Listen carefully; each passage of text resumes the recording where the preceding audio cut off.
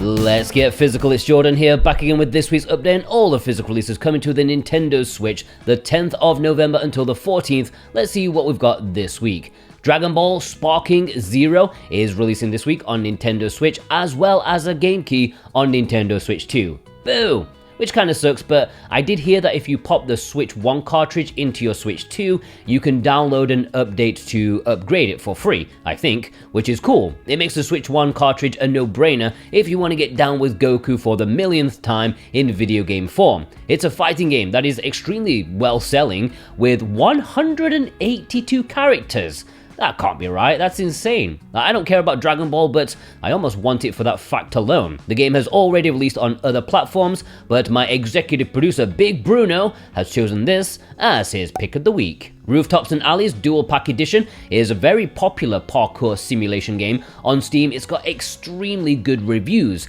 It's about jumping off buildings, but in a happy way. It seems to strike a good balance between simplicity and extreme simulator, so it appears to be worth trying if something like this has got your interest. What is super interesting about this physical release is that it comes with a cartridge, as well as a download code that you are supposed to give to your friends so you can play together. Because yeah, one of the ideas is that this is a community sort of thing, so you can fall to your death together.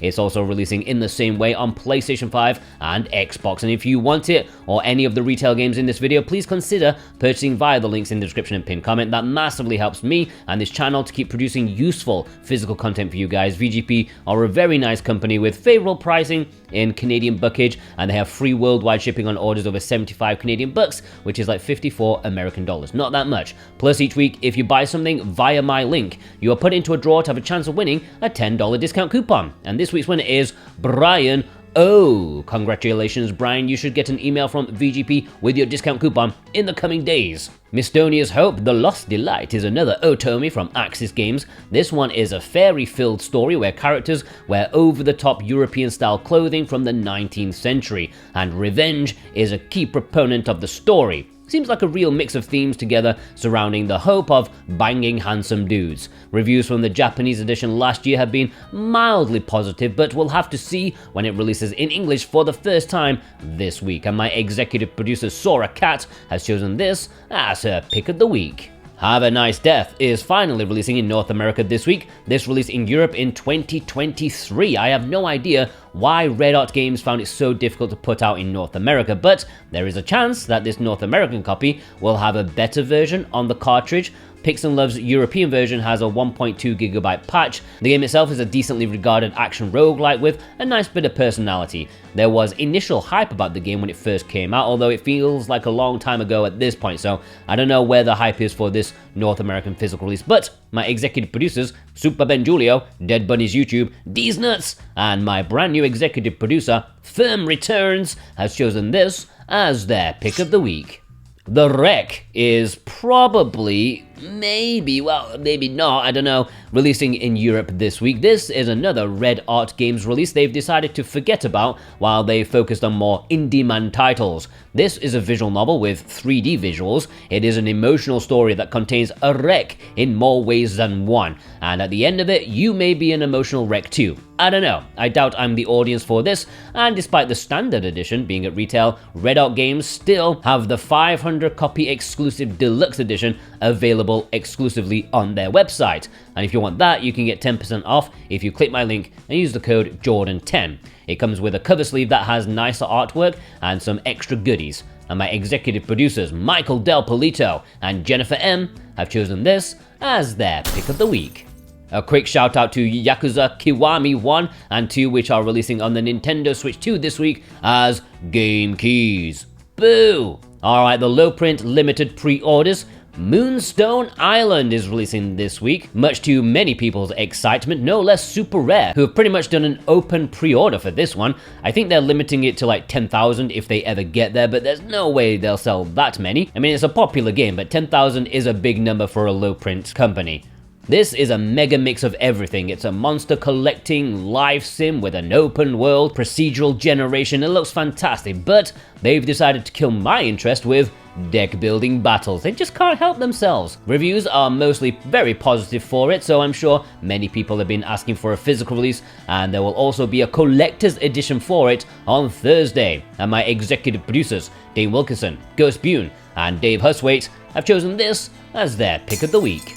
Heretic plus Hexen is going to be a pretty big release from Limited Run Games. It's Night Dive Studios doing what they do best again, bringing in a comprehensive collection of 2 games that were built off the DNA of Doom. Together, this package includes almost 120 levels and just as many multiplayer maps with new campaign stories made specifically for these ports. First-person shooter royalty with, medieval, magical, fantasy theme to them, and it looks great. There are various editions available to purchase right now, and my executive producers, Punky Dooster, Jake Vav, and Nerdy Sean have chosen this as their pick of the week. Alright, the import section. If you want to pre-order any of these, you can also do so via PlayAsia, and if you click my PlayAsia link, you can get 5% off with my code Jordan2025. Atelier Ryza Secret Trilogy DX is a big import this week.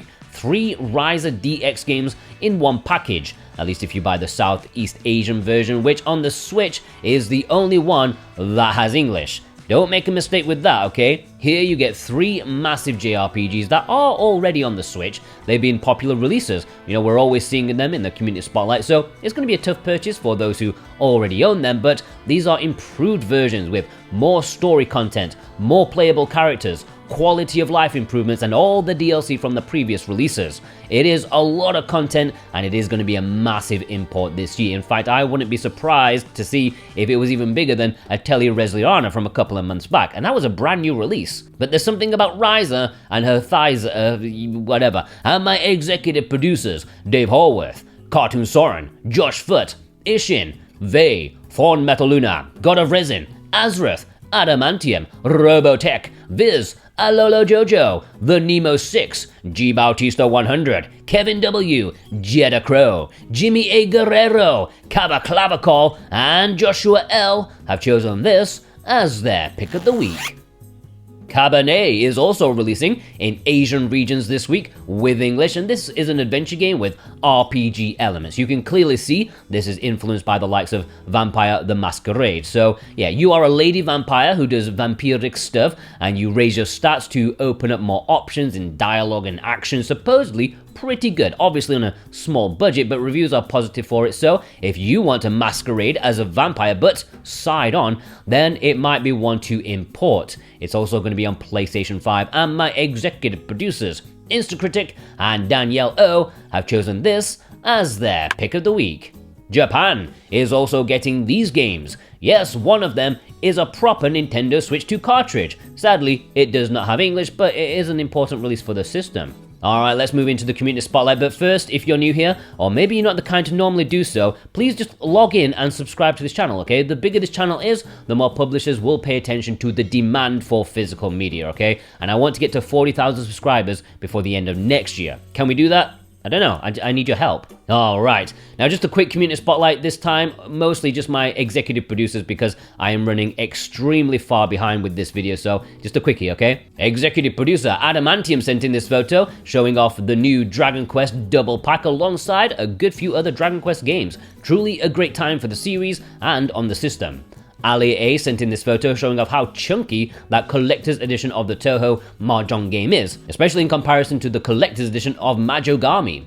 Executive producer Cartoon Soren sent in this photo with Broken Sword 5. As much as I love the series, and that I do actually own this game digitally, I've always wanted to wait until I pick up the physical release to play it, which I still haven't yet. Executive producer Danielle O sent in this photo with Apico, which according to numbers I've heard, is one of the lowest selling limited run releases in a very, very long time. They're gonna have a lot of leftover with this one.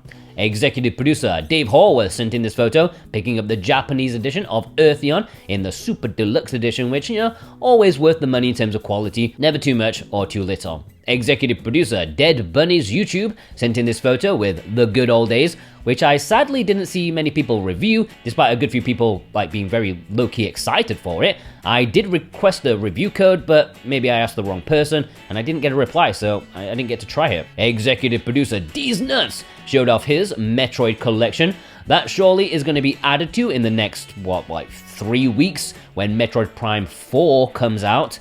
Elissa sent in this photo importing Majogami. Again, reviews have been thin on the ground, but from gamers' opinions, apparently it is really good. Executive producer Firm Returns, my brand new executive, sent in this photo, getting in Saga Frontier 2, which last time I mentioned it, I said it didn't sell particularly well compared to the first, but since that 20% price drop, it's really shot up to be one of the better selling imports this year. Executive producer G Bautista 100 sent in this photo, also picking up Majogami, which, you know, this indie game is putting to shame the big publishers like hiding behind it, like Konami and Spike Chunsoft. They are ashamed. They must be. Executive producer Instacritic sent in this photo, picking up Warriors Orochi 4. I remember liking this when I played it for a review like, what, 5-6 years ago or something, but now time has passed, I realize I don't really like these crossover titles much, like if at all. Like, the story's just stupid. Executive producer Kevin W sent in this photo, picking up 2 import exclusives, including Marissa of Laytop Mountain and the visual novel with the name I hope to never have to say out loud again. Shiggy sent in this photo. As he always does, it's one that I've never heard of until he sends the photo in. And yeah, this was released in France, and it was crowdfunded. In the English-speaking world, it didn't get much publicity, but it came out in the summer, apparently, so here it is. Executive producer Super Benjulio sent in this photo, picking up 2 of the Fangamer releases from last week and Axiom Verge, the original print when Badland Games lived up to their bad boy name. Actually, this was probably the best thing they ever did physically. Executive producer Vei, my man in Japan, picked up Hyrule Warriors, the pro-bestiality propaganda. I never thought I'd ever say that, but how is the game? Is it any good? Let me know, please. Alright, let's have a roundup. Evil McLeod. Pericles M. Franco F. Adam S. Devil Angel. Paul S. Philip M. Cost 71. Turbo. Twisty. McLaren. Raccoon. Gundam Base EX, or is it XE? I forget. The Family OG. Mattwell 1. Bub. Dabro 90. Kresolak. Twig E. Needless Dragon. If you want to send your pictures, the details are on the screen right now. As always, special thanks to my executive producers. Dave Wilkinson, God of Resin, Brent McLean, Alexander Cato, JCross7776, Punky Dooster, Cartoon Soren, Robotech, Fawn Metal Luna, Vey, Instacritic, Precision Plague, Alex M, Josh Foot, Ishin, Lewis K, Kevin W, Jennifer M, Super Benjulio, Double Dave, Husway and Horworth, Sora Cat, The Nemo 6, Ghost Bune, G Bautista 100, Rose, Adamantium, Azrath, Jake Vav, D's Nuts, Jeddah Crow, Brotorius, Surfacing for Air, Justin PDC, Cookie Kid, Radio to Rancid, Danielle O, Switch Effect, Cava Clavicol, Nerdy Sean, Ligma, Michael Del Polito, Big Bruno, Jimmy A. Guerrero, Max Ty, Viz, Dead Bunny's YouTube, Alolo Jojo, Joshua L, and my brand new executive producer, Firm Returns. Special thanks to you watching right now as well. Yeah, if you watched all the way through, you are a legend as well. Please leave me a dragon emoji in honor of the Dragon Ball. Go check out some of my other stuff. I really do appreciate that, and I hope you all have a fantastic week. Take care.